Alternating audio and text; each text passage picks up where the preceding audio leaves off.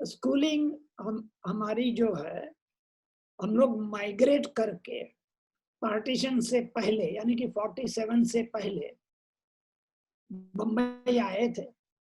और वहाँ जो स्कूल जो थी, जिसका नाम था हबीब हाई स्कूल, बहुत ही पॉपुलर थी। मिडिल क्लास और लोअर मिडिल क्लास, गरीबों के लिए फर्स्ट एडमिशन गरीबों को देते थे। बाद में फिर रईस जो सीटें बचती थी तो रईसों को जाती थी। तो वहां से एजुकेशन शुरू हुआ, लेकिन न फीस के पैसे, न कोई काम धंधा। मतलब बचपन में वालिद जो थे वो उन्होंने खटिया पकड़ ली थी। काम करने वाले जो थे घर के अंदर वो अम्मी थी और चचा थे। तो ये दोनों किसी तरह घर को संभाले हुए थे और हम रह रहे थे एक छोटी सी खोली में। खोली यानी कि एक छोटा सा कमरा कह दो उसको, मिनी कमरा या कैबिन कह दो। उसमें पूरा कुंबा रहता था। तो सब तो सो नहीं सकते उसमें। करीबन 13-14 लोग थे, माइग्रेट करके आए थे। और यहाँ से हम कराची जाने वाले थे बंबई से जहाज में बैठकर, क्योंकि उस दौर में ये भ्रम फैला था कि जो ये हिंदुस्तान जो बन रहा है वो हिंदुओं के लिए, और जो पाकिस्तान बन रहा है वो मुसलमानों के लिए। तो मुसलमान तो यहाँ रह नहीं सकते। तो ये सोचकर माइग्रेट करके बंबई आए और यहाँ से जहाज में बैठकर कराची पहुंचना था, ये मकसद था। लेकिन हमारी जो दादी जो थी वो कांग्रेस से जुड़ी हुई थी। जब हम सूरत शहर में रहते थे तो हमारी दादी ने वहां ये चरखा मूवमेंट शुरू कर दिया गांधी जी के आदेश पर। और मुस्लिम महिलाओं को उसने चरखा चलाना सिखाया और चरखे से रोजी रोटी क्रिएट करना भी बताया। तो वो पूरी गांधीयन थी। और जब माइग्रेट करके जब सारे, यानी हमारे समाज में तो ये होता है ना, पुरुष लोग डिसीजन लेते हैं कि भाई अब हम यहाँ नहीं रह सकते, हम चलते हैं पाकिस्तान। तो बंबई तक तो आ गई दादी हमारी सबके साथ में। लेकिन बंबई में उसने स्टैंड लिया कि आप चाहे इसे हिंदुस्तान कहो, पाकिस्तान कहो, अरबस्तान कहो, मेरी भूमि यही है और इसे छोड़कर मैं नहीं जा सकती। तो आधा कुंबा जो था उनसे कन्विंस हो गया, बाकी आधा जो था वो कराची चला गया। तो हम लोग यहाँ रह गए, लेकिन हमारे पास रोजी रोटी के साधन नहीं थे। तो अम्मी जो थी वो घर के बर्तन और सफाई का जो काम घर में मेड करती है, उसने वो पिकअप कर लिया। घर घर जाकर लोगों के कपड़े धोना, बर्तन मांजना, ये सारे काम।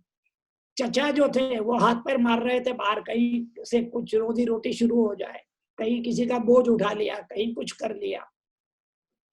और मैं जो था तब मेरी उम्र करीबन 4-5 साल होगी, और मेरी तो समझ में नहीं आ रहा था कि सब क्या हो रहा है। इतना जानता था कि पानी की बड़ी किल्लत थी उन दिनों। और मेरी अम्मी जो थी वो छोटे से कमरे में से उतरकर एक 2-3 बाल्टी लेकर आती थी और एक बाल्टी मेरे हाथ में थमा देती थी। और हम लोग सवेरे 5 बजे पानी के लिए कतार में खड़े रह जाते थे।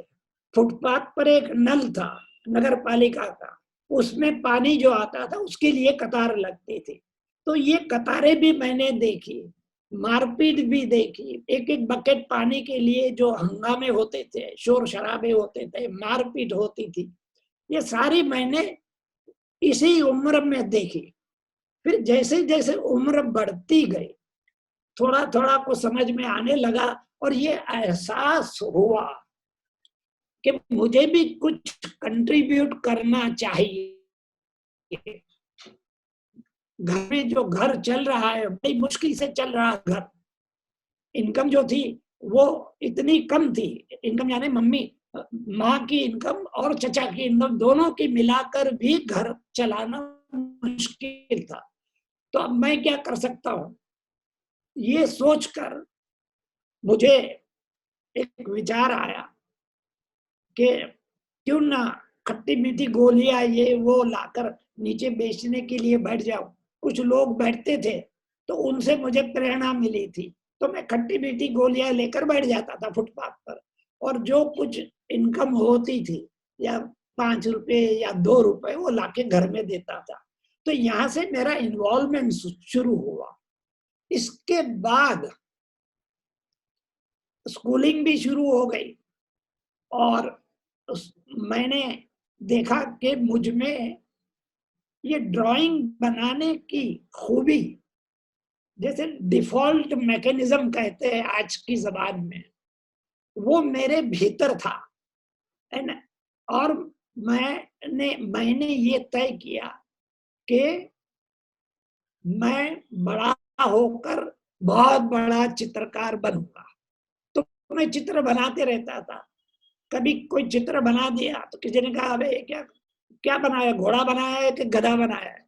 अब मैं बड़ा सोच में पड़ जाता था। मैं कहता था मैंने तो घोड़ा बनाया है। तो कहते थे कि भैया ये काम तेरा नहीं है, तो कार्टून बना। तो फिर मैं कार्टून पर आ गया, कार्टून बनाना शुरू किया। ड्राइंग करते करते करते फिर भी कार्टून भी मेरे पल्ले नहीं पड़े, क्योंकि तब मेरे पास कोई सीखने का कोई जरिया नहीं था। तब तक मैंने एक भी कॉमिक देखा नहीं था। और स्कूल के दिन थे, मतलब वही 6ठी या 7वीं क्लास में थे हम लोग। और जैसा मैंने बताया कि घर की हालत बुरी थी, तो खट्टी मीठी गोलियां बेचना। और दूसरा एक काम मुझे ये मिल गया, दोस्तों ने कहा यार चलो हम लोग भीख मांगने चलते हैं। मैंने कहा भीख मांगने से क्या, तो भिखारी की तरह बैठना पड़ेगा? बोले नहीं नहीं, वो वैसा नहीं है, ये बहुत बड़ा मजेदार है, इसमें डॉलर भी मिल जाते हैं। तो मैंने कहा चलो। तो स्कूल की छुट्टी ली और उनके साथ गैंग थी बच्चों की, उनके साथ में चला। तो ये लोग मुझे लेकर बंबई में एक डॉक एरिया है, बंदरगाह, डॉकयार्ड रोड भी उस रास्ते का नाम है। वहां जहाज, विदेश से जहाज में बैठकर सोल्जर्स आया करते थे। ये तब की बात है, जिसमें जो ये ट्रेन दिखाई दे रही है, ये इस वहां से डॉक से ट्रेन में बैठकर करीब के रेलवे स्टेशन, ये छोटी गाड़ी थी, करीब के रेलवे स्टेशन पहुंचते थे। और ये सैनिक फिर वहां से ट्रेन पकड़कर कलकत्ता, बर्मा, ये वो आगे निकल जाते थे। और ये ट्रेन जब शुरू होती थी डॉकयार्ड रोड से, बंदरगाह से, तो इतनी धीमी चलती थी कि हम बच्चे सब ट्रेन के साथ दौड़ते थे। अब ट्रेन में होते कौन थे? सारे सैनिक, उसमें गोरे सैनिक और काले सैनिक, निग्रोस, अधिकतर यही होते थे। तो हम ट्रेन के साथ दौड़ते थे और कहते थे, sir give us $1, sir give us 1 sandwich, sir give us some book, ये वो कुछ भी मांग लेते थे। Give us chocolate, give us candy, इस तरह मांगते हुए चलते थे। तो ये लोग फेंकते थे हमारे पर, खिड़की में से कोई चॉकलेट खा रहा है तो आधी चॉकलेट फेंक दी, किसी ने कोई सैंडविच खा रहा है तो उसने सैंडविच का टुकड़ा फेंक दिया। तो जो कुछ गिरता था हम सब टूट पड़ते थे बच्चे। तो एक बार ऐसा हुआ कि किसी ने मिकी माउस का कॉमिक फेंका तो सारे बच्चे टूट पड़े। बच्चों ने सोचा इसमें कुछ होगा, डॉलर का नोट होगा, ये होगा वो होगा, सब टूट पड़े। सबके हाथ में, किसी के हाथ में 2 पन्ने आए, किसी के हाथ में 4 पन्ने आए। मेरे हाथ में एक पन्ना आ गया। ये पन्ना मैं उस दिन मुझे कुछ मिला नहीं वहां ट्रेन से, तो ये पन्ना लेकर ही घर पहुंचा और देखते देखते मुझे लगा कि ये तो मैं भी बना सकता हूं। तो ये मिकी माउस ने मेरे जीवन में नींव डाली, नींव कार्टूनिंग की। और मैं बनाते बनाते मतलब वो कार्टून के एक ही पन्ना था, यानी आगे पीछे मिलाकर 2 पन्ने। तो उन दोनों पन्ने में जितने भी मिकी माउस के चित्र थे, सबके मैंने 15-15, 20-20 नकल बनाई सबकी। और मुझे लगा कि अब कुछ नया सोचना चाहिए। तो करीबन 10th में आते 10th में आने तक मुझे कॉन्फिडेंस आ गया कि कार्टून क्या होता है, कैसे बनाया जाता है। तो मैंने 2-4 कार्टून बनाए थे, जो कुछ लोगों ने उसकी तारीफ कर दी थी, बोले ये तो बिक सकते हैं, जाके बेचो इसको।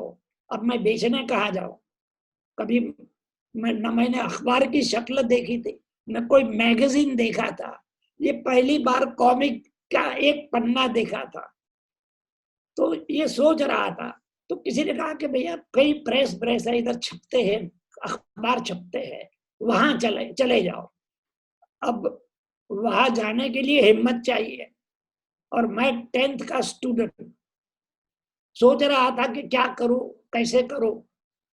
तभी मैं स्काउट में भी भर्ती हुआ था। देखिए बहुत बड़ा कॉन्सेप्ट उन दिनों स्कूलों में था कि जो बच्चे भर्ती होते थे स्काउट में, तो उनको एक दिन उनके लिए होता था, बच्चों के लिए। उस दिन बच्चों को अपनी कमाई से, कहीं से भी किसी तरह भी कमाई करके घर में अम्मी के हाथ में पैसे देने हैं और अम्मी से कहना है कि अम्मी रोटी दो। यानी कि मैं अपने कमाए हुए पैसे से, अपनी कमाई से मैं रोटी खा रहा हूँ। सॉरी, क्लास 10 में? ये 10th 8 9th 10th के अच्छा। आसपास की बात है। ये दूसरा महायुद्ध शुरू हुआ था जी। तो ये जो है, सॉरी तो ये स्काउट का ये कॉन्सेप्ट जो था, ये मुझे बड़ा अच्छा लगा कि सब बच्चे कमाने कहाँ जाते हैं। तो कोई बच्चा जो है वो फूल जो है हैंडीक्राफ्ट में फूल बनाकर बेचने के लिए बैठ जाता था। कोई बच्चा वुड पॉलिश का ब्रश और एक पॉलिश की डिबिया लेकर बैठ जाता था। और लोग लोग भी बड़ा सहयोग देते थे। सहयोग इस माने में कि मोटिवेट करते थे कि बच्चे जो है अभी से कमाना सीख रहे हैं, तो जरूरत नहीं है फिर भी वुड पॉलिश करवा रहे हैं, जरूरत नहीं है फिर भी फूल खरीद रहे हैं, इस तरह। तो मैंने कहा कि मैं ये सब करने की मुझे जरूरत नहीं है, मैं तो सीधा कार्टून लेकर कार्टून बेच सकता हूँ अखबार के ऑफिस में जाकर। वो हिम्मत आ गई, वो बल मिल गया मुझे। और टाइम्स ऑफ इंडिया का दफ्तर जो था बंबई में, जहां हम रहते थे डोंगरी पर, वहां से 10 मिनट का वॉक, पैदल जाओ तो 10 मिनट पहुंच जाओ। तो मैं तो पैदल पहुंच गया वहां, स्काउट का ड्रेस पहनकर। एक विसल भी थी मेरे पास, वो भी बजाते हुए पहुंचा। तो गेट पर गोरखा बैठा हुआ था। गुरखे ने रोका, कहा जा रहे हो? मैंने कहा वो एडिटर से मिलना है। कहाँ मिलेंगे? तो उसने कहा देखो वो दरवाजा दिख रहा है ना सामने वाला, एक दूर का दरवाजा बताया उसने, उसमें धक्का मारो अंदर घुस जाओ। देखिए आज के दौर में एडिटर से मिलना कितना मुश्किल। एडिटर क्या, किसी किसी फटीचर जर्नलिस्ट से भी मिलना हो तो 10 चौकियां पार करनी पड़ती है। उसने कहा जाइए आप सीधे दरवाजा धक्का मारो अंदर घुस जाओ। तो अंदर गया मैं, तो कोई ब्रिटिशर, इंडियन नहीं था, कोई ब्रिटिशर जैसा कोई एक शख्स बैठा हुआ था, एडिटर, चुरुट, मुंह में चुरुट थी। अच्छा। तो मैं तो अंदर गया, बोलने की हिम्मत नहीं थी। वो उसका सूट चुरूट माहौल देखकर मैंने जो 2-3 कार्टून लाया था मैं, वो उनके टेबल पे रख दिए। तो उन्होंने उठाकर देखा और मुस्कुराए। अच्छा वो पॉकेट कार्टून था। उन दिनों ये मैंने और आर के लक्ष्मण ने पॉकेट कार्टून्स की नींव डाली। तब तक पॉकेट कार्टून का कॉन्सेप्ट नहीं था। सर ये क्या है सर चीज पॉकेट कार्टून, थोड़ा? पॉकेट कार्टून यह था कि सिर्फ एक कार्टून में हम्म, विदाउट डायलॉग, कुछ भी कहे बिना विचार अपना पेश करना, सामने वाला समझ जाए कि अच्छा ये कहना चाहता है, ये चुटकुला इसमें है, और वो देखकर मुस्कुरा दे। तो एडिटर ने मुस्कुरा दिया तो मैंने कहा बात बन गई। अब वो जो कार्टून जो था हम्म, वो ये था कि एक जेब कतरा हम्म, बस स्टैंड में खड़ा है। बस स्टैंड में एक बोर्ड लगा हुआ है, जेब कतरों से सावधान। वो जेब कतरा वो अपने बगल में खड़े शख्स को दिखा रहा है कि देख ऊपर क्या लिखा है। वो ऊपर देख रहा है और जेब कतरा उसकी जेब काट रहा है। ये इस आपने बनाया था? हाँ जी, ये पहला कार्टून जो मेरा बिका, अच्छा। और ये पहला पॉकेट कार्टून था। मैं और लक्ष्मण दोनों ने करीब करीब साथ में शुरू किए थे पॉकेट कार्टून। पॉकेट उसके हम्म, लक्ष्मण के पॉकेट कार्टून और मेरे पॉकेट कार्टून में फर्क ये रहता था कि मेरे पॉकेट कार्टून में टेक्स्ट की जरूरत नहीं होती थी, हम्म, मैटर की समझाने की जरूरत नहीं होती थी कि भाई हम ये कहना चाहते थे। लक्ष्मण में ये आइडिया नीचे 3 लाइन में होता था, 3 या 4 लाइन में। ये इतना फर्क था, लेकिन था तो पॉकेट कार्टून, वो भी था मेरा भी पॉकेट कार्टून।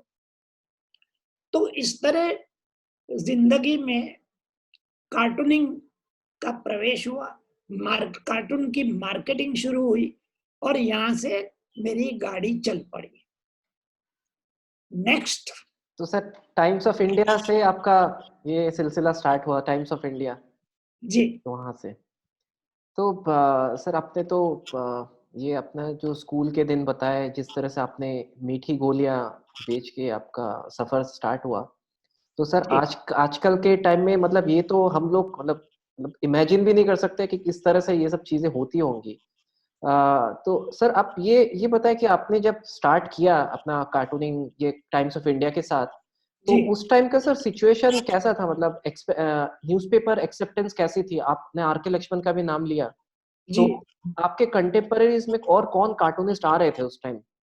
उस तो में मारियो मिरांडा करके थे, बहुत बढ़िया थे वो भी, और बहुत ही मॉडर्न। हम सबसे स्टाइल में हम सबसे आगे थे।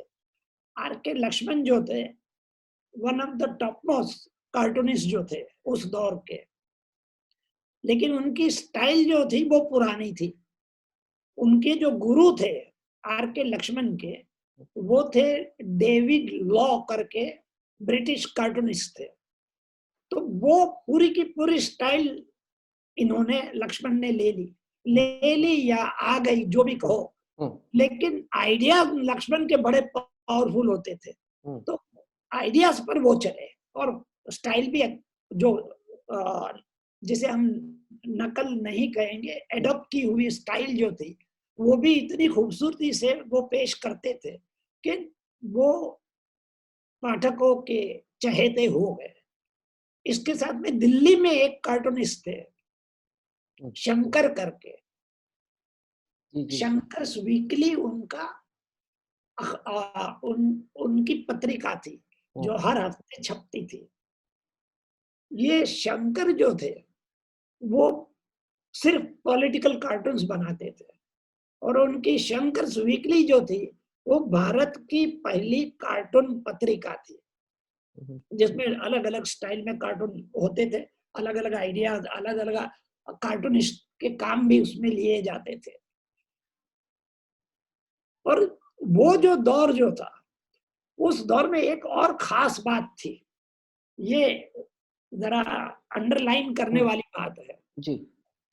कि कार्टूनिस्ट का जो रेस्पेक्ट था, जो आदर जो देते थे पॉलिटिशियन, वो अब नहीं रहा। हम्म, मुझे याद है कि शंकर वीकली वाले शंकर कार्टूनिस्ट को जवाहरलाल नेहरू ने खुद ने बुलाया उनको, और कहा कि आप मेरा कार्टून क्यों नहीं छाप रहे, आप मेरा कार्टून नहीं छापोगे तो मुझे मार्गदर्शन कैसे मिलेगा, मेरी गलतियां कौन बताएगा। ये आपका फर्ज है कि आप हमारी गलतियां बताएं और हमें मार्गदर्शन मिले आपके कार्टून से।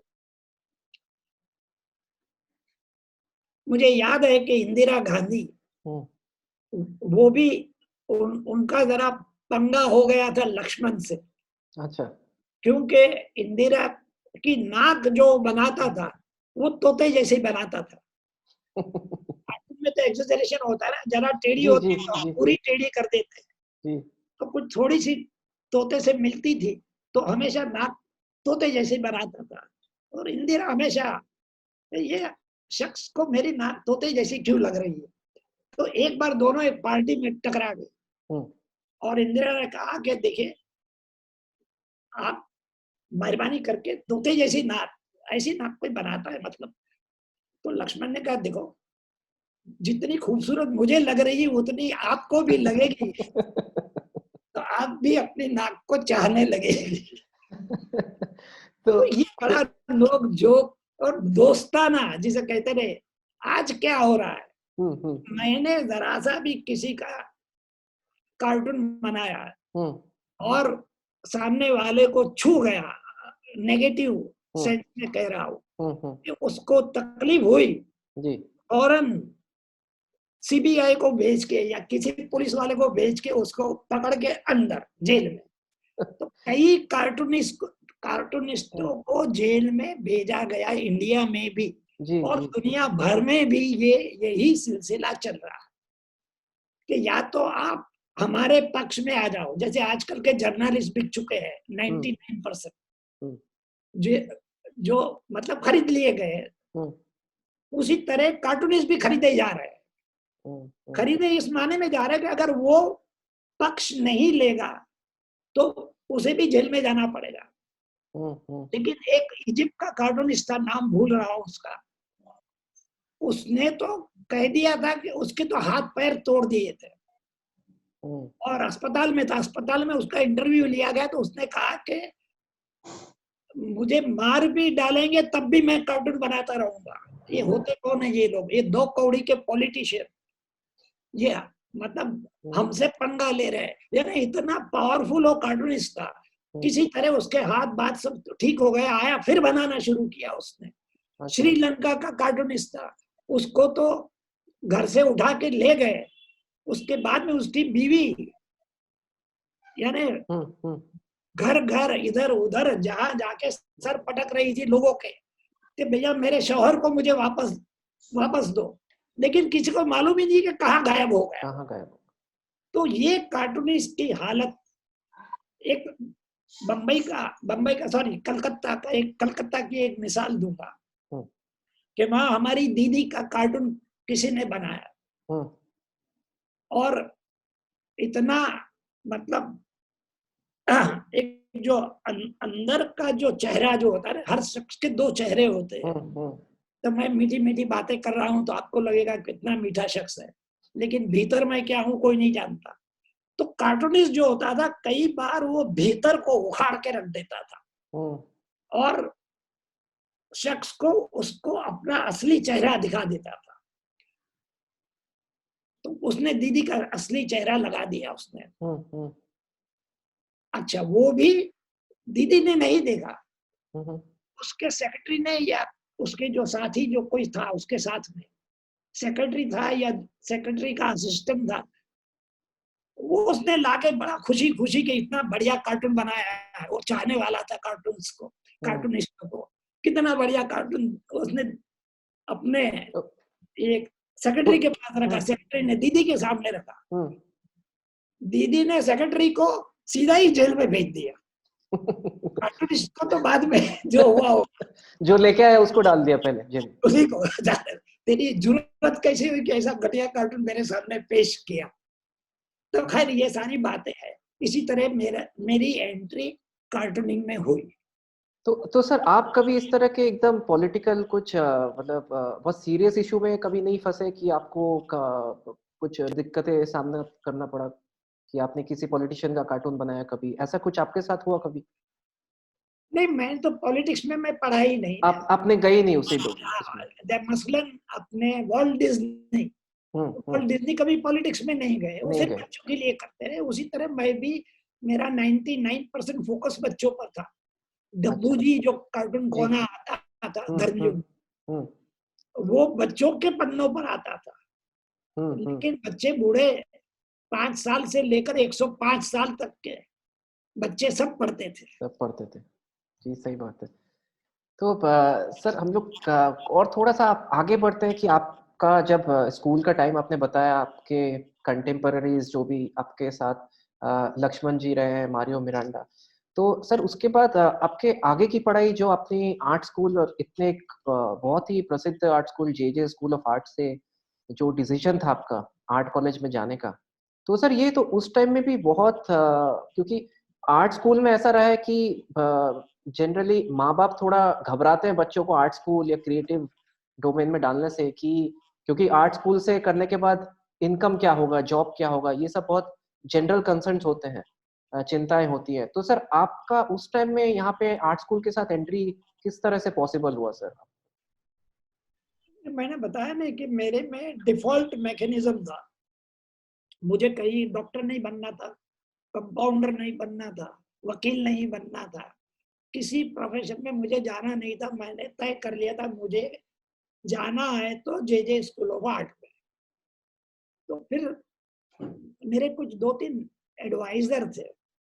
एडवाइज़र से मेरा मतलब ये है कि मैं स्कूल का छात्र था, लेकिन मेरे जो 2-3 एडवाइज़र जो थे, हुँ। वो 60 के ऊपर थे, सीनियर सिटीज़न्स। अरे बाप रे!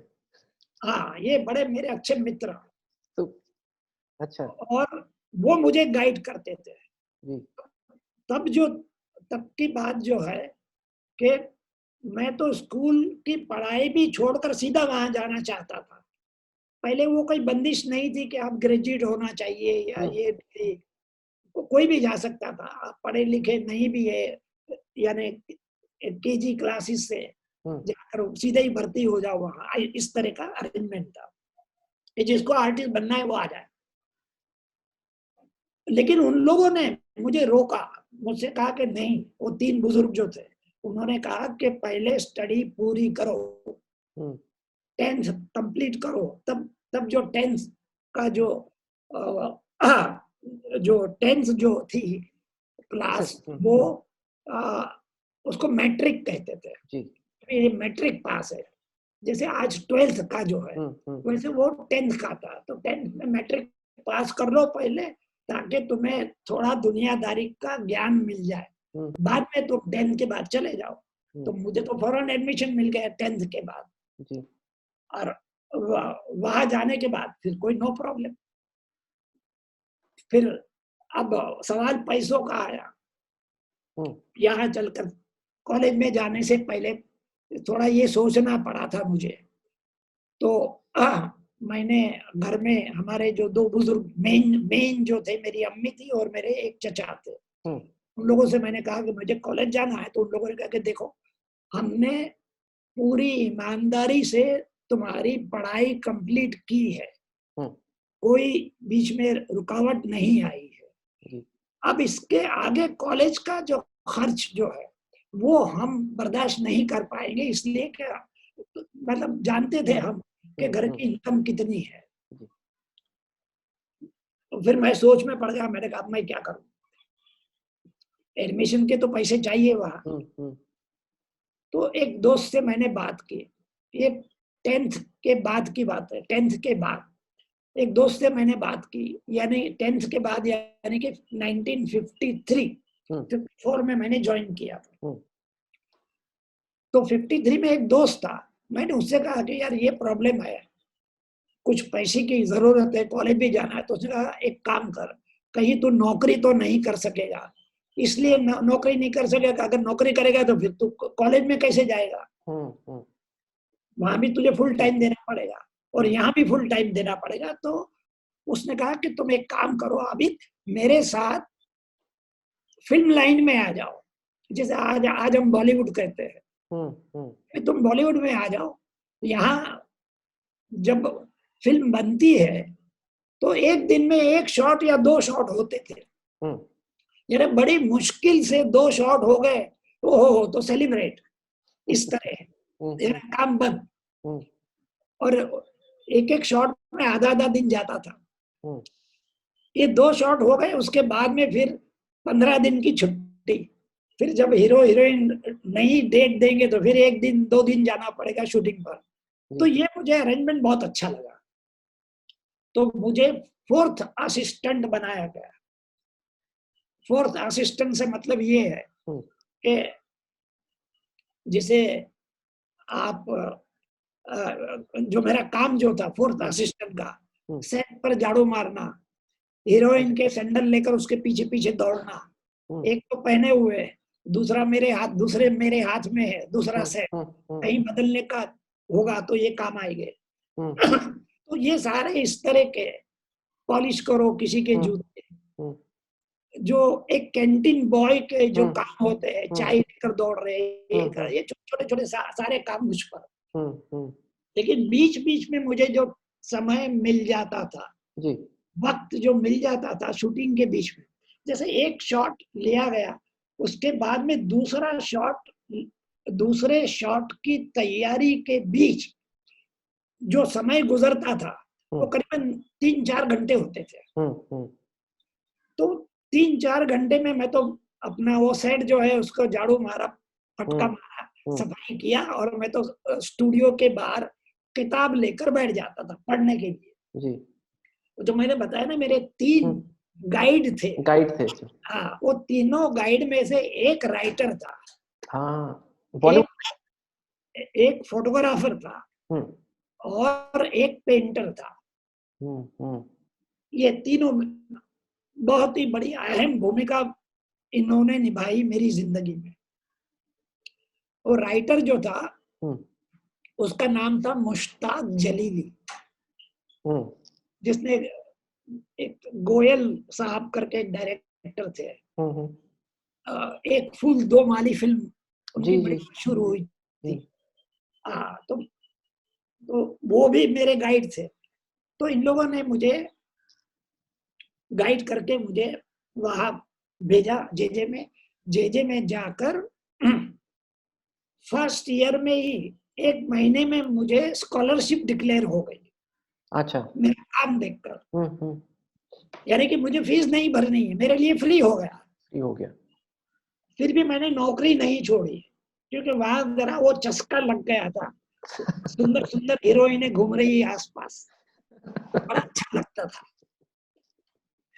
और ये मुझे लगा कि ये भी फील्ड जो है सिनेमा का, फिल्म बनाने का, बड़ा क्रिएटिव फील्ड है, क्योंकि उसमें पेंटिंग मैं करता हूँ तो उसमें सिर्फ एक ही आर्ट जुड़ा हुआ है। लेकिन अगर आप फिल्म बनाते हैं एज ए डायरेक्टर, तो आपको आर्ट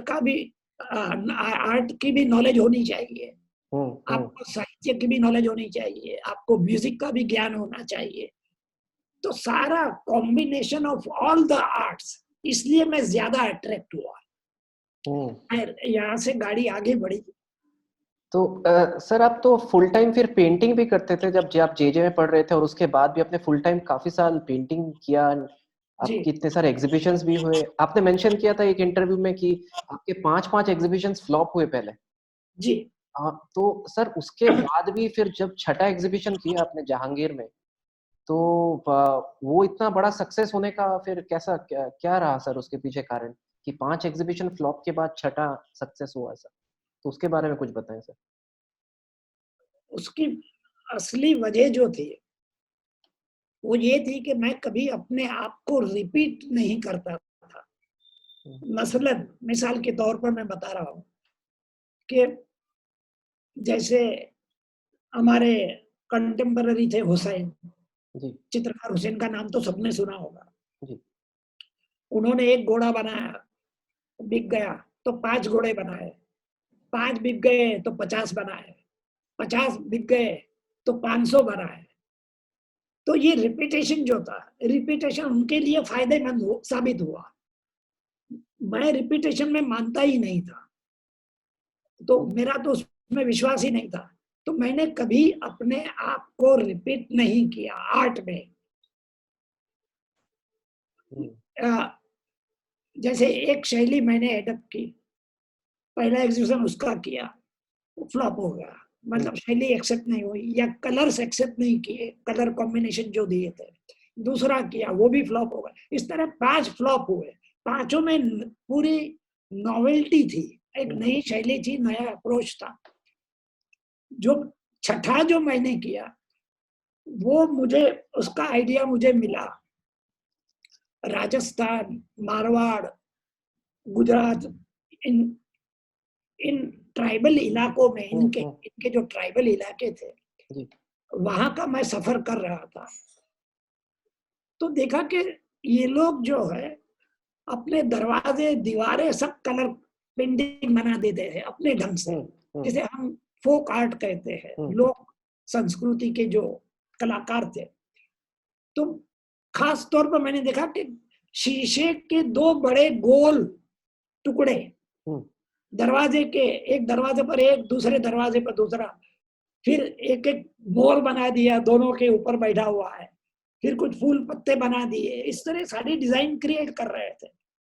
तो इससे मैंने पिकअप ये किया आइडिया कि ये मिरर का प्रयोग जो है, आईनों का, आज तक किसी ने पेंटिंग में नहीं किया।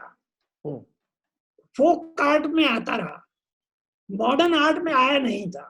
तो मैंने उसको मॉडर्न आर्ट में शीशों को लेकर आया और उस शैली का नाम दिया था मैंने मिरर कोलाज, यानी कि शीशे के टुकड़े, कलर्स कलर्स और कभी कभी कुछ कोलाज भी उसको बना देता था, यानी कि कुछ टुकड़े भी चिपका देता था प्लास्टिक के या कागज के। तो इस तरह एक नयापन इसमें आ गया। और ये प्रदर्शनी मैंने ताज में लगाई थी, ताज होटल में, ताजमहल, अच्छा, ताज आर्ट गैलरी जो बड़ी मशहूर थी। हाँ, तो उसमें यूं समझ लो कि शाम तक करीब करीब सब बिक गए पेंटिंग। तो मेरे 5 फ्लॉप एग्जीबिशन, उसका सारा खर्च निकल गया और प्रॉफिट में भी आ गया मैं। तो अब घर के राशन पानी की भी चिंता नहीं रही। अब ये जो शैली में मुझे मिली मिरर कोलाज की, पहली पहली प्रदर्शनी सब सोल्ड आउट, दूसरी प्रदर्शनी की सब सोल्ड आउट, तीसरी की वो भी सोल्ड आउट, फिर मैंने चौथी नहीं बनाई। सर क्योंकि आप चेंज करते रहते हैं, राइट? हाँ, अब मेरे को कुछ नया करना चाहिए। अब ये नहीं यही यही करते रहेंगे तो फिर मुझमें, और क्या कहते हैं, ये कांच वाले जो होते थे, मिरर बनाते रहते, एक मिरर बनाया बिक गया, दूसरा मिरर बनाया, तो क्रिएटिविटी का स्कोप कम हो जाता है। और नया करने में जो आनंद है, एक नई चीज आप पेश कर रहे हैं, तो उसका प्लेजर कुछ और ही होता है। तो इस तरह 3 के बाद मैंने बंद कर दिया। और लेकिन ये 3 का नतीजा ये निकला कि मेरी बीवी भी खुश हो गई और बच्चा भी खुश हो गया। तो सर आपने शादी कब कर ली थी? कॉलेज टाइम में शादी कर ली थी या कॉलेज के बाद? के बाद में की थी। अच्छा अच्छा। अब ये सफलता मिली थी कॉलेज के बाद, शादी के बाद 5 साल के बाद, शादी के 5 साल के बाद 65 में हुई थी। और ये तब की तस्वीर, उसके बाद की तस्वीर है। अच्छा अच्छा। और ये आपके बड़े बेटे हैं या फिर बड़े बेटे की तस्वीर है ये?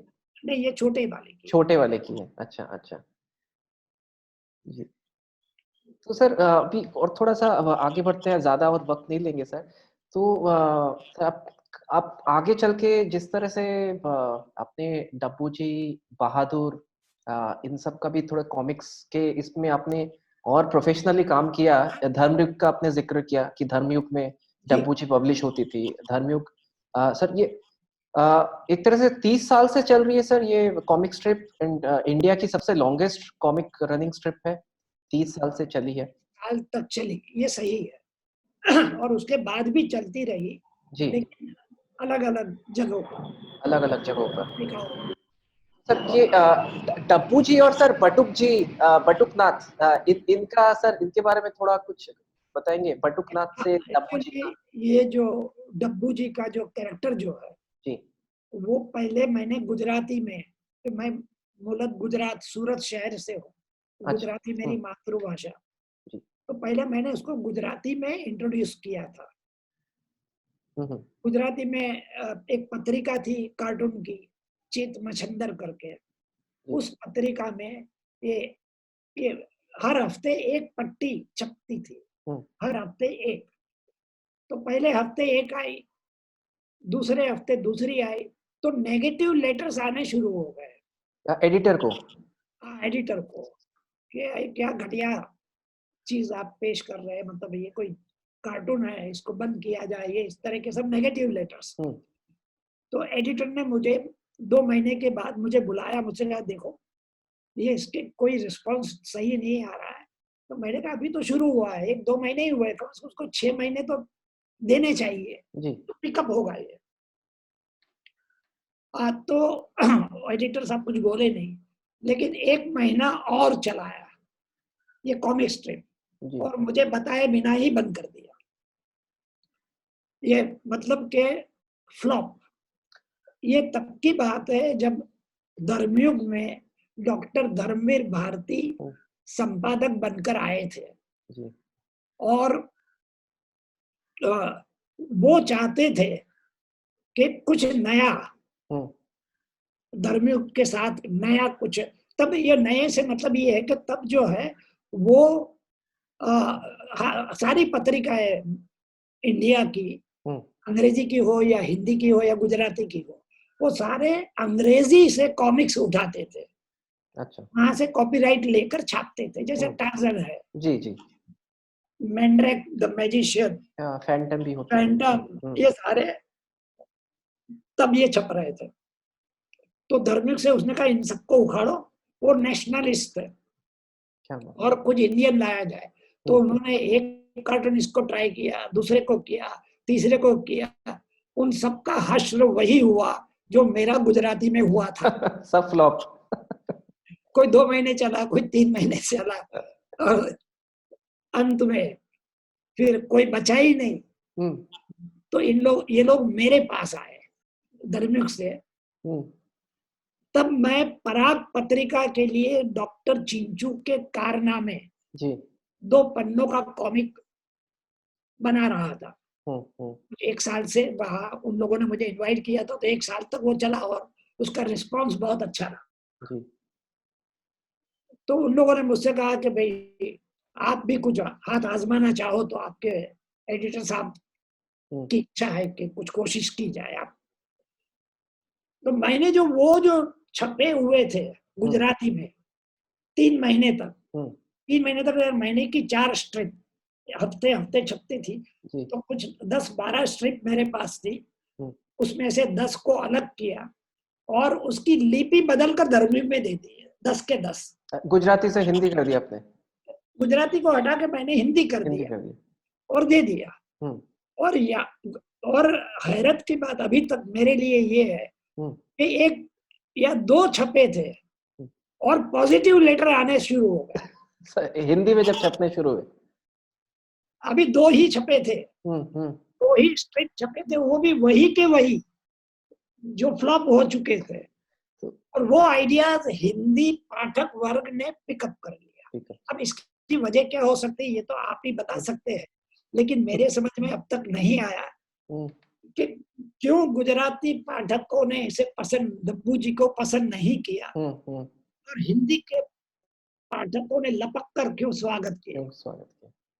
तो सर ये पूरा ट्रांसलेशन आपने एग्जैक्टली सेम रखा था जो गुजराती में था, या आपने चेंज किया था कुछ डायलॉग? अनुवाद काहे का चेंज करना, पूरा सेम टू सेम ट्रांसलेशन? बदल ही नहीं सकते ना, जो आइडिया तो बदल नहीं सकते। जी जी जी। अब यहाँ भी जो कार्टून है उसके आइडियाज आप नहीं बदल सकते ना, डायलॉग में 1-2 शब्द इधर उधर कर सकते हैं। तो सर फिर डब्बू जी जैसे धर्मयुग में आया, फिर आपका डायमंड कॉमिक्स ने भी इसको फिर एज ए सिंगल पब्लिकेशन लिया? जब अच्छा धर्मयुग बंद हुआ, अच्छा। तो हमारे नरेंद्र कुमार हमारे अच्छे दोस्त है, उन्होंने कहा कि हम थोड़े कॉमिक छापना चाहेंगे। तो उनका इरादा ये था कि डब्बू जी से शुरू करके फिर औरों के चाचा चौधरी और ये वो सब लेने का इरादा था। तो उन्होंने 3-4 कॉमिक्स छापे थे। अच्छा, अच्छा। अब तो रही बहादुर की बात, जी, बहादुर जो है वो भी उसी दौर का पात्र है। उसी दौर से मेरा मतलब ये है कि जब सारी पत्रिकाओं में विदेशी कॉमिक छपते थे और इंद्रजाल कॉमिक्स टाइम्स ऑफ इंडिया वालों ने जब ये तय किया, जब वो बुजुर्ग लोग जो थे वो थोड़े से, वो भी देश प्रेमी जिसे कहते हैं या जी, देशभक्त, जी। वो एक भावना जो होती, जो आज के पत्रकारों में बड़ी मुश्किल से मिलती है हुँ, कि हम कुछ करें देश के लिए। आज देश का जरा भी नुकसान हो रहा है तो हम हुँ, इसको कैसे रोके, ये नहीं कि नुकसान और बढ़ाते जाओ। यानी हुँ। आग में घी डालो या पेट्रोल डालो, घी के तो दाम ज्यादा है। तो एनीवे, जो ये प्रोजेक्ट तय हुआ कि भाई इंग्लिश के जो कॉमिक इंद्रजाल में छप रहे हैं, हुँ, इंद्रजाल हुँ, कॉमिक्स सेक्शन में, हुँ। जिसमें थे फैंटम थे, जैसे आपने जिक्र किया, फैंटम, मैंड्रेक, जी, टार्जन, ये सारे उनको बंद करने थे। हुँ, लेकिन कोई इंडियन कैरेक्टर ऐसा मिले तो, हुँ, अब ऐसा इंडियन कैरेक्टर कहाँ से ढूंढा जाए, कोई था ही नहीं मार्केट में। हुँ, कुछ छुटपुट इधर उधर छप रहे थे लेकिन वो कोई माने नहीं रखते थे। हुँ, तो इन लोगों ने फिर, जैसे डॉक्टर धर्मवीर भारती ने मुझे बुलाया, वैसे इन लोगों ने भी मुझे बुलाया। तो मैंने कहा यार इतने सारे कार्टूनिस्ट है, लक्ष्मण है, मारियो है, मारियो। हुँ, कई है, मतलब अच्छे अच्छे हुँ, है। हुँ, तो भाई मुझे क्यों? हुँ, तो बोले आपको इसलिए कि आप राइटर भी है। हुँ। ये ये मेरा राइटिंग का जो लेखनी मेरी जो थी जी, वो यहाँ काम आई कि तुम कॉमिक बनाना है, एक कहानी तैयार करना पहले। जी।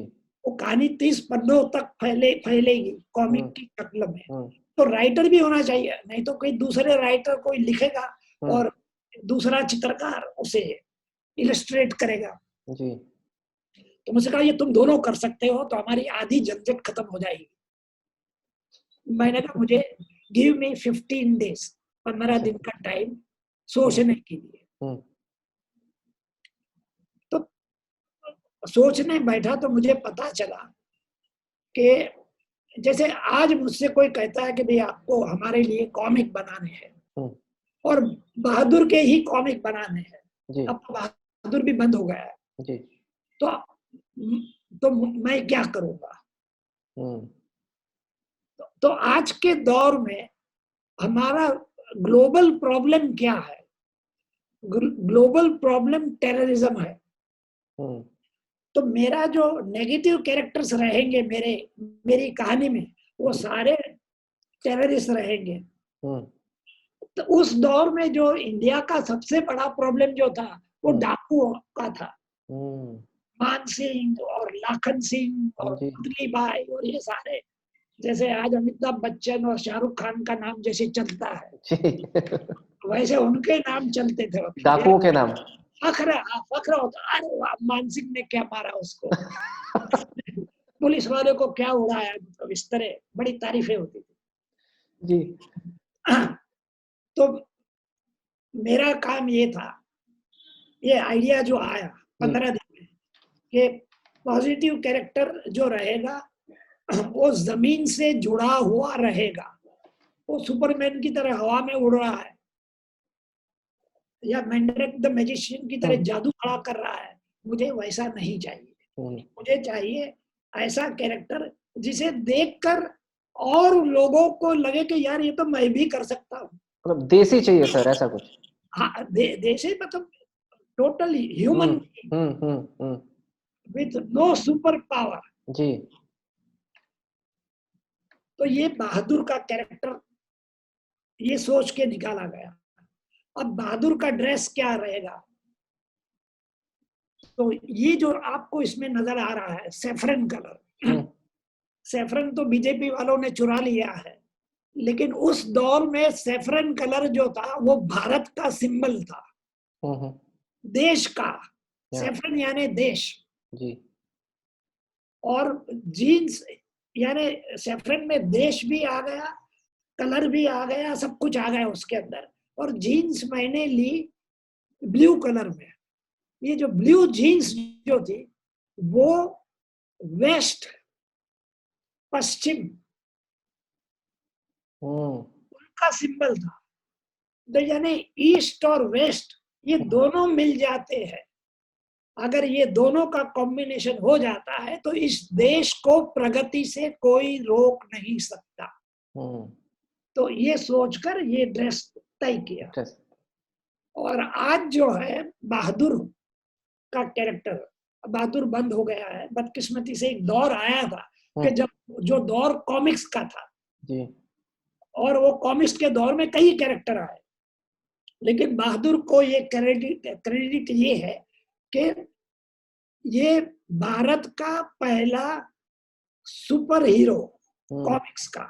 कॉमिक्स का रहा है जैसे अमेरिका का है सुपरमैन, जी चाइना का और है, जापान का और है, तो ये हमारा इंडिया का सुपर हीरो, पहला super hero super hero of Indian comics. जी जी और इसका जो ग्रुप जो था चाहने वालों का, हम्म जो पीढ़ी जो थी वो ये शाहरुख खान की पीढ़ी थी। और ये लोग इतना चाहते थे कि मतलब आज भी शाहरुख खान के की मेज पर, जिस मेज पर बैठकर, उसकी पर्सनल जो मेज है, बैठकर जहाँ काम करता है, उस पर उसने बहादुर की तस्वीर फ्रेम करके रखी हुई है। तो आप सोचिए कितना प्यार उस कैरेक्टर जी से था। जी दुनिया भर के अंदर एक महिला रिसर्च कर रही थी, सैन फ्रांसिस्को यूनिवर्सिटी से पीएचडी कर रही थी on super hero of comics. Super hero of comics यानी इंडिया का, जापान का, जर्मन का, सब के कॉमिक्स के सुपर हीरो कौन कौन थे। तो ये उस महिला का मुझे मैसेज मिला, तब मुझे पता चला कि ये तो इंडिया का बहादुर जो है, इंडिया का सुपर सुपर सुपर हीरो है। ब्रांडिंग उसका बड़ा पावरफुल है, जी बाहर अमेरिका तक ये बात गई है। अच्छा, तो वो इंटरव्यू के लिए बंबई आई, जी मेरे साथ पूरा दिन गुजारा, इंटरव्यू में बातें ये वो। असली बात ये थी कि जब इंटरव्यू खत्म हुआ और जब जाने का वक्त आया तो उसने मुझसे पूछा कि ये बहादुर के कॉमिक्स कहीं मिल सकते हैं, कहीं पुराने कबाड़ी। मैंने कहा अभी कबाड़ी भी मर गए, बहादुर भी गया,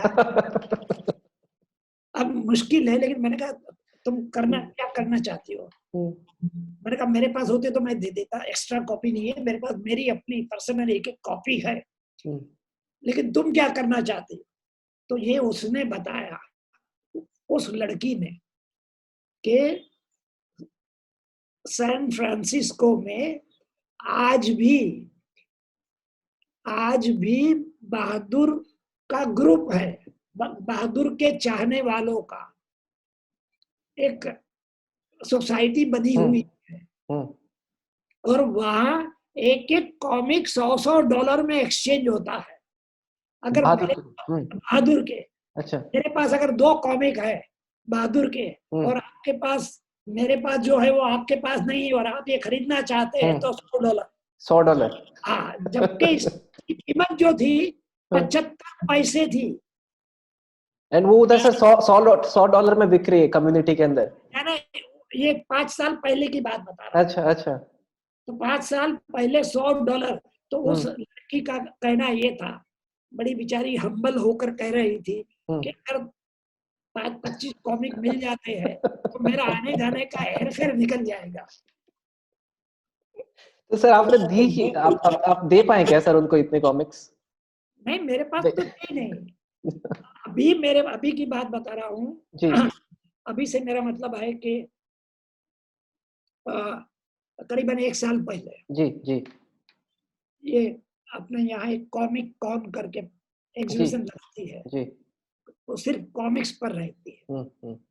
और इंडिया में इस वक्त कॉमिक्स में क्या हो रहा है जी वो सारा वहाँ आपको सारा देखने को मिलता जी है जी और खरीदने को भी मिलता है। जी और उन लोगों ने मुझे लाइफ टाइम अचीवमेंट अवार्ड जी जी। कॉमिक और बहादुर के लिए खास हम्म अवार्ड उन लोगों ने दिया था।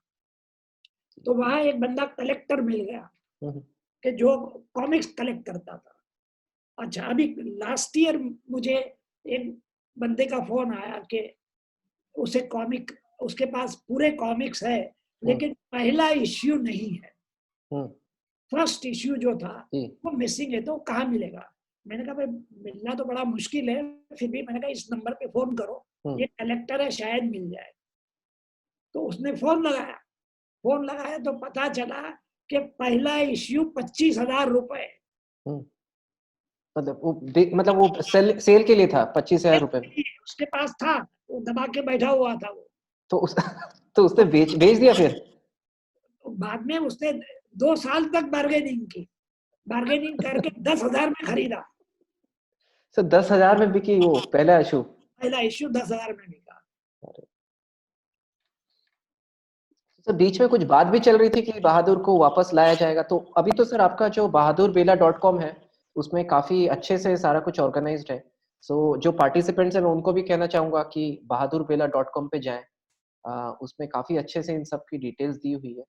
तो सर अभी मतलब ये फिर से लॉन्च हो रही है कि ऑनलाइन में कभी कुछ ऐसा प्लान ये है? करने की बड़ी इच्छा, जी लेकिन वो कुछ कॉपीराइट का चक्कर चल गया। जी जी। कॉपीराइट का चक्कर खामखा, ये इसकी पॉपुलैरिटी बताने के लिए ये इलस्ट्रेशन है कि हम्म। कितने लोगों ने अपनी दीवारें बहादुर से रंग दी थी। जी जी। सही सर, घर के इंटीरियर्स में भी लोग ऐसे यूज करते हैं। अपने उसमें बैठा हुआ है, जी अपने घर जी के अंदर ड्राइंग रूम में। जी। ये आजाद, ये राज कपूर का फेवरेट था और सर राज इसमें कपूर कुछ इस पर फिल्म बनाना चाहते थे। हम्म। हाँ, तो ये काफी कुछ फाइनल हो चुका था। जी जी। अगर उनका इंतकाल नहीं होता हम्म। तो ये फिल्म फिल्म बनी। बनती, फिल्म बनती। तो सर इसमें आपने प्रताप मलिक के साथ काम किया था साथ में एक साथ? प्रताप आर्टिस्ट जी। प्रताप मलिक अच्छा अच्छा।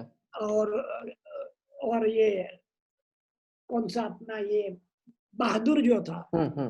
बहादुर में मेरे साथ ये था, क्या कहते हैं, गोविंद ब्राह्मणिया। गोविंद ब्रह्मनिया जी। हाँ, हाँ वो चित्रकार थे। हाँ तो जी इन लोगों को ये लोग बहुत बेहतरीन चित्रकार थे। जी हम्म, जी। तो मुझे एक एडवांटेज ये रहा कॉमिक्स बनाने में कि मैंने फिल्म लाइन में काम किया था। फिल्म लाइन में जी डायरेक्शन डिपार्टमेंट में फोर्थ असिस्टेंट से मैं थर्ड बना, थर्ड जी। से मैं सेकंड बना। हम्म। इस तरह मैं तरक्की करता गया तो मुझे पता चल गया डायरेक्शन डिपार्टमेंट का कि अच्छा। कहाँ क्लोजअप चाहिए, कहाँ हम्म। लॉन्ग शॉट चाहिए, कहाँ टॉप एंगल से शॉट डालना है। तो ये सारा मुझे कॉमिक्स में काम आया। जी तो मैं इन आर्टिस्टों को एक ग्राफ बनाकर दे देता था। जी कहानी तो मैं लिख लेता था जी। कि भाई फर्स्ट फर्स्ट फ्रेम के अंदर हम्म ये फ्रेम है, उसके अंदर ये डायलॉग है, यहाँ आएगा, दूसरा डायलॉग यहाँ आएगा, तीसरा, ये सब तैयार है। और हम्म। साथ में स्क्रिबल कर देता था कि यहाँ मुझे क्लोजअप चाहिए जी बहादुर का, जी। यहाँ मुझे लॉन्ग शॉट चाहिए, हम्म। यहाँ ये शॉट चाहिए। तो ये लोग ऐसे ट्रेन हो गए थे, फिर बाद में मुझे कुछ कहने की जरूरत भी नहीं पड़ती थी। जी जी जी। तो ये फिल्म लाइन का तजुर्बा मुझे यहाँ काम आया। यहाँ पे काम आया सर।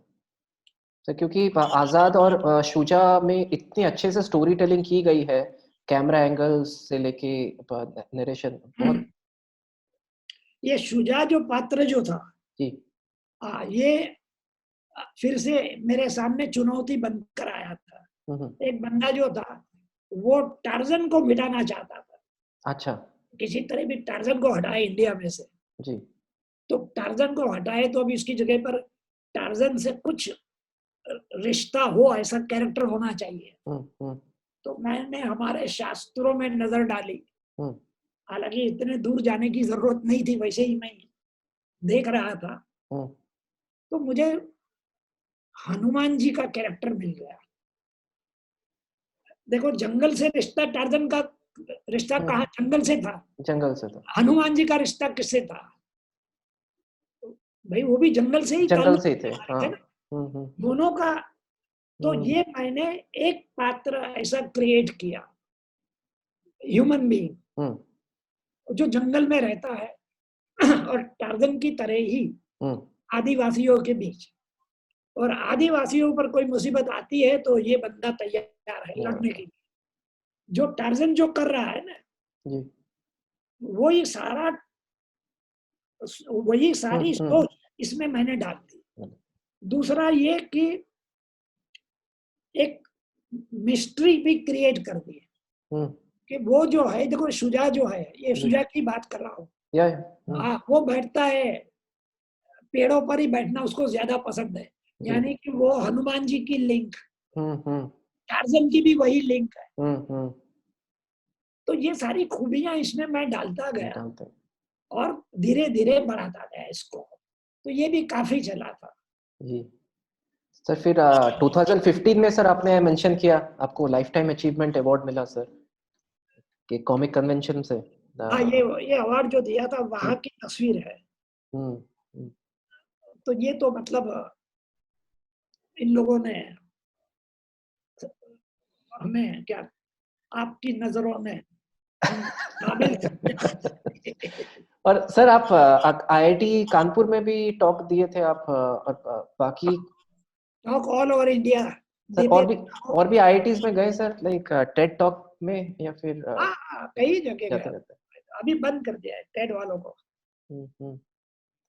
अभी तो आता हूँ मैं। सर मुझे आपकी ये टी शर्ट बहुत अच्छी लगी, इसलिए मैंने ये फोटो रखा कि इसमें मिकी माउस है। हाँ जी, ये इसलिए मैंने रखा कि ये टी शर्ट मेरे को बहुत पसंद आई। जी जी जी जी। और सर वहां से हम लोग क्विकली अभी बहुत बड़े इस थीम पे आप काम कर रहे हैं अभी, तो उस पे आपने मेरे को जो वीडियो शेयर किया है वो मैं पार्टिसिपेंट्स को शेयर कर रहा हूँ सर। आप वो 10-11 मिनट की वीडियो है जिसमें कि आप अमिताभ बच्चन के साथ बात कर रहे हैं। तो सर तब तक आप थोड़ा रेस्ट ले लीजिए, बस मैं 10 मिनट का वीडियो चला दूं अगर। आप इतने समझदार होंगे मुझे पता नहीं था। तो मैं तब तक शेयर कर देता सर।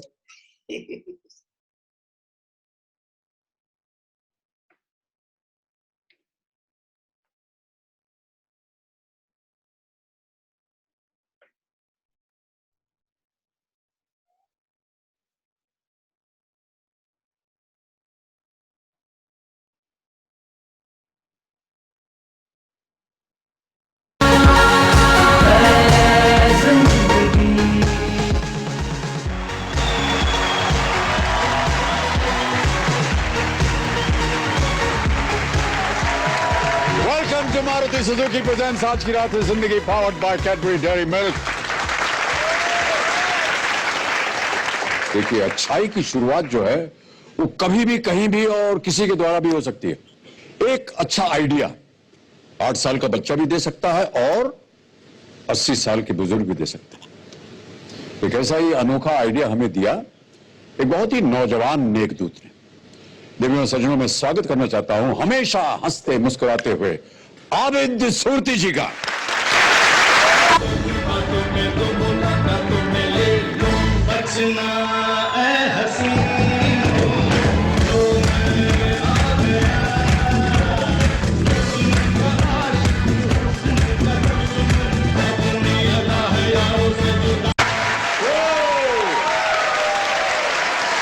तालियों के साथ स्वागत किया जाए।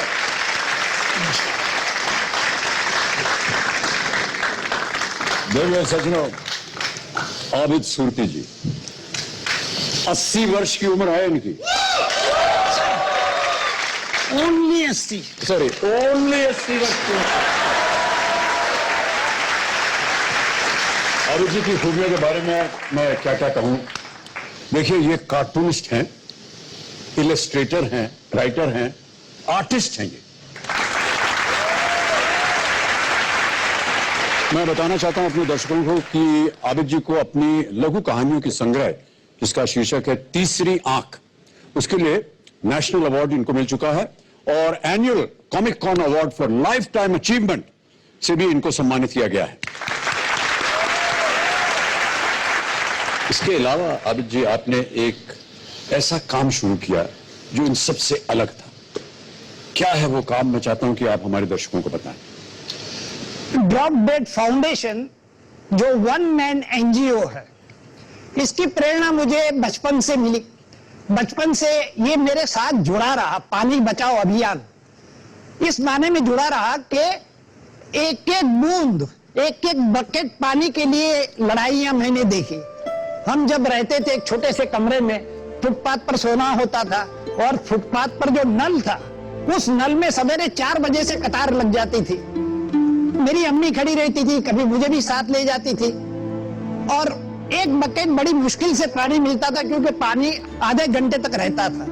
अब जब मैं किसी दोस्त के घर जाता था तो देखता था कि कहीं एक नल टपक रहा है। जी जी। तो उसके लिए कोई बड़ी बात नहीं थी, लेकिन वो जो आवाज जो होती थी, टपक टपक टपक, वो मेरे माथे पर हथौड़ी की तरह पड़ती थी और मैं बड़ा डिस्टर्ब हो जाता था। तो मैं दोस्त से कहता था कि भैया इसको रिपेयर करवा ले, ठीक करवा ले। वो कहता हो जाएगा।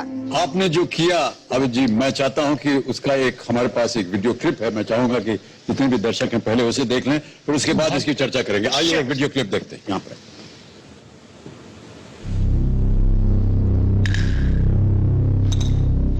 दुनिया में जल की काफी कमी है, इसलिए हर एक बूंद का महत्व है, पर फिर भी लोग ना सोच समझे इसका दुरुपयोग करते हैं। ऐसे में जल की एक एक बूंद को बचाने का अनोखा हल लेकर आए 80 साल के आबिद सूरती। हेलो जी। कल आपके घर में ये पैम्पलेट हम लोगों ने डाला था, क्या आपको मिला? ये फ्री प्लम्बिंग सर्विस है। हाँ, जी। क्या हम अंदर आ सकते हैं? या श्योर, प्लीज वेलकम। मैं आबिद साहब को पिछले 20 सालों से जानता हूँ। बहुत बड़े राइटर हैं, पेंटर हैं और हर काम में इनका जुनून भी झलकता है। जुनून के साथ साथ इस उम्र में भी वो निडर हैं और कोई भी नया काम करने की क्षमता रखते हैं। उनकी इन खूबियों के अलावा वो लोगों को पानी की क्या अमूल्यता है ये फ्री समाज सेवा देकर समझाते हैं। उनकी हिम्मत ने लोगों को पानी की क्या अहमियत है इसका एहसास दिलाया। इसी तरह आबिद जी लाए परिवर्तन की एक नई लहर, क्योंकि हर एक छोटी कोशिश एक बदलाव ला सकती है।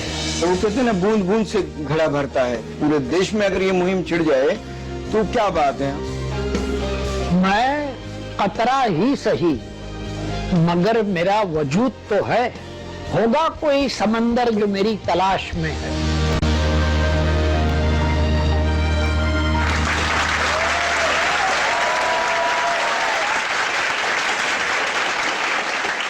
एक ही बात के दो अलग पहलू हैं, पर नजरिया बिल्कुल एक।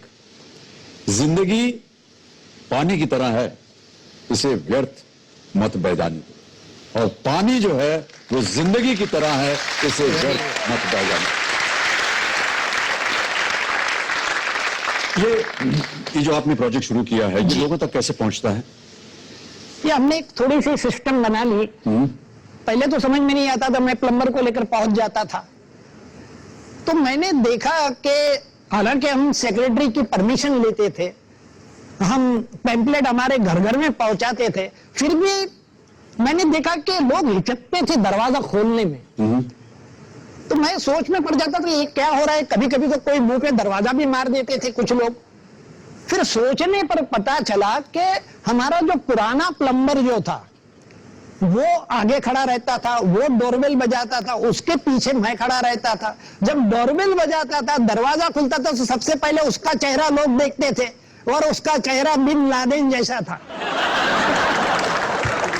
तो मैंने तय किया कि अब इसका सॉल्यूशन निकालना चाहिए। तो मैंने सुंदर वॉलंटियर्स पकड़ने शुरू किए। अब वॉलंटियर, फीमेल वॉलंटियर आगे खड़ी रहती है, वो डोरबेल बजाती है, दरवाजा खुलता है, she gives a broad smile और खुल जा सिम सिम।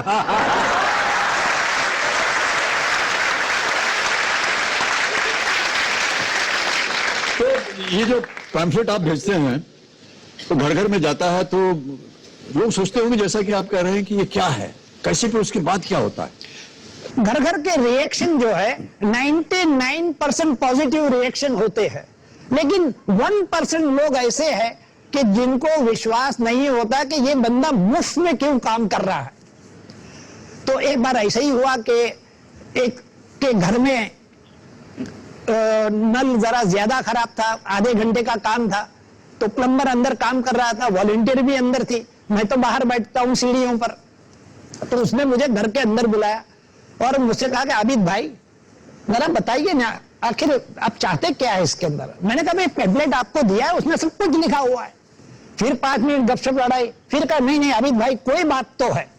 मैंने कहा भाई कोई बात नहीं, सिंपल है, मैं समाज की सेवा करना चाहता हूँ। फिर 5-10 मिनट बातें चली, वही उसका राग चलता रहा। फिर मुझे लगा अब मुझे जवाब देना पड़ेगा। तो मैंने कहा कि देखो मियाँ, अच्छा वो मुसलमान था, मैंने कहा आप मुसलमान हैं? तो उन्होंने कहा मैं मुसलमान हूं। मैंने कहा आप नमाज पढ़ते हैं? उन्होंने कहा हाँ पढ़ता हूं। मैंने कहा आप 5 वक्त की नमाज पढ़ते हैं? मैंने कहा, उसने कहा हाँ पढ़ता हूं। तो मैंने कहा क्यों पढ़ते हैं? तो सोच में पड़ गया, उसने कभी सोचा ही नहीं था कि वो नमाज क्यों पढ़ रहा है। तो फिर उसे अचानक सूझा कि अभी भाई मैं नमाज इसलिए पढ़ता हूं, इससे खुदा खुश होता है। मैंने कहा ये आपकी बंदगी है, मेरी बंदगी से खुदा भी खुश होता है और बंदा भी खुश होता है। क्या बात है।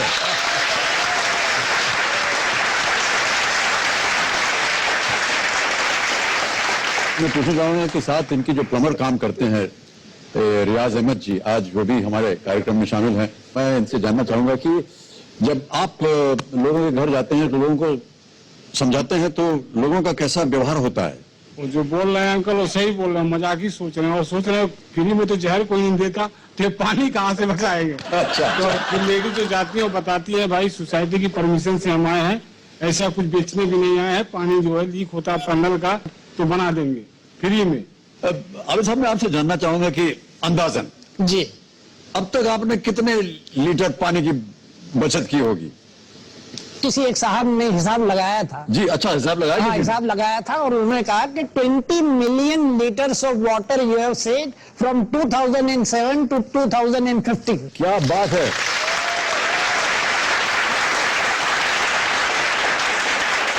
अभी सर ये जो आप काम करते हैं समाज के लिए, कोई एक खास दिन होता है या प्रतिदिन या कैसे होता है? चाहूं तो मैं पूरा हफ्ता काम कर सकता हूं, लेकिन मैंने इतवार का दिन रखा है और इतवार के भी 3 घंटे। ये इसलिए मैंने रखे 3 घंटे कि कोई ये ना कहे कि भाई आबिद भाई ये तो सिर्फ आप ही कर सकते हैं, आप बेकार बैठे हैं घर पे बैठ के राइटिंग करते रहता हूं तो लोग समझते कि बेकार बैठा ही है, तो बोले ये आप ही कर सकते हैं। इसीलिए मैंने 3 घंटे रखे ताकि कोई ये ना कहे कि मैं नहीं कर सकता। क्या बात है, क्या बात। देखो सचमुच हर लोग जो हैं अपने अपने इतवार को मौज मस्ती करते हैं। आबिद सुर्ती जी 3 घंटे निकाल करके समाज सेवा करते हैं। जी आप कहना चाह रहे थे? जी पहले तो आबिद साहब आप जो भी काम कर रहे हैं उसके लिए हैट्स ऑफ। आप काफी अच्छे काम कर रहे हैं, मैं उससे काफी इंस्पायर हो चुका हूँ। मैं काफी गौर से आपकी बातें सुन रहा था। मैं आज ही हमारे चेयरमैन से आके मिलूंगा। आप जैसे काम कर रहे हो वैसे ही मैं भी आगे काम करना चाहूंगा। बहुत बहुत धन्यवाद आपका। कई कार्यक्रम जब यहाँ होते हैं हमारे, तो मैं यही विचार व्यक्त करता हूँ कि अगर हमारे समाज में से कोई, हमारे जितने भी नेक दूत हैं, हर्ष दूत हैं, उनमें से कोई एक इंसान भी अगर इनकी नकल करे या जैसा ये काम कर रहे हैं वो करे, तो कहीं ना कहीं वो एक शख्स जो है वो समाज को बदल सकता है। एक पहल शुरू हो जाती है। मैं आपको धन्यवाद देता हूँ भाई साहब कि आपने आज यहाँ खड़े होकर के इसे स्वीकारा है। और थैंक यू सर। जी, और हम इनके इन नेक और क्रिएटिव हाथों के चिन्ह अब लेना चाहेंगे, क्योंकि जितने भी हमारे मेहमान आते हैं उनके हाथों की छाप हम यहाँ पर रखते हैं। अच्छा। ताकि ये जो नेक काम आप कर रहे हैं इसकी याददाश्त जो है वो हमारे साथ हमेशा बनी रहे। तो तालियों के साथ एक बार फिर आबिद साहब को मैं धन्यवाद देता हूँ और चाहूंगा कि आप हमारे साथ आए और अपने हाथों का चिन्ह करें। आइए।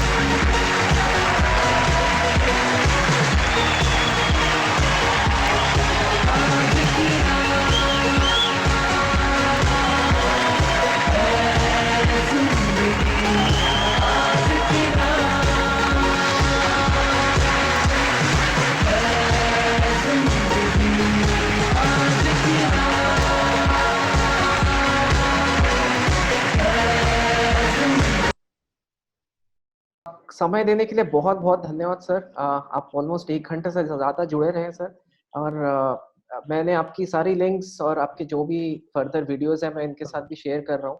आपका बहुत अच्छे से डिटेल्ड है वेबसाइट भी, तो आगे के डिस्कशन के लिए वो हम लोग भी देखते रहेंगे सर। और सर मैं आपके साथ फिर से जुड़ूंगा बहुत जल्दी, ये कॉन्फ्रेंस खत्म होने के बाद ही फर्दर कुछ बात करेंगे सर। ठीक है, बहुत बहुत धन्यवाद sir. Thank you sir, thank you, take care.